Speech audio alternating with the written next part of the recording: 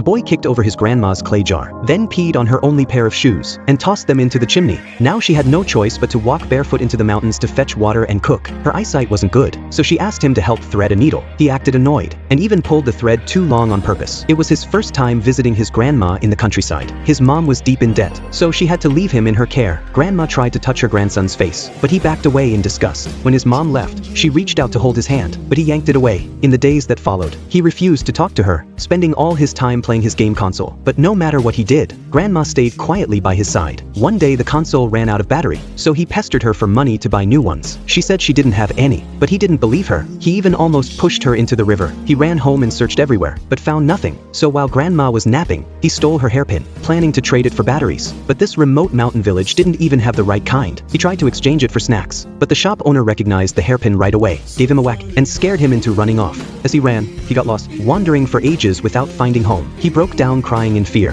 Thankfully, an old man from next door found him and kindly brought him back. But Grandma wasn't mad. She simply asked what he wanted to eat. He ran inside, grabbed a flyer, pointed to a picture of KFC, and tried to explain using hand gestures. But Grandma misunderstood. She thought he just wanted chicken, so she packed up the herbs they had dug up and set out for town in the rain to sell them. She came home soaking wet, carrying a live chicken. Seeing the boy fast asleep, she ignored her soaked clothes, covered him with a blanket, then rushed to the kitchen. By dinner time, a whole steamed chicken sat on the table in front of him. But when he woke up, he saw it wasn't fried, so he flipped the bowl, pulled the blanket over himself, and turned away from her. The next morning, Grandma still hadn't gotten up. The boy quietly tucked her in and placed a damp towel on her forehead. That's when he noticed she'd been tying up her hair with an old bent spoon. He took the hairpin and gently placed it back in her hair. For the first time, he felt guilty for everything he had done.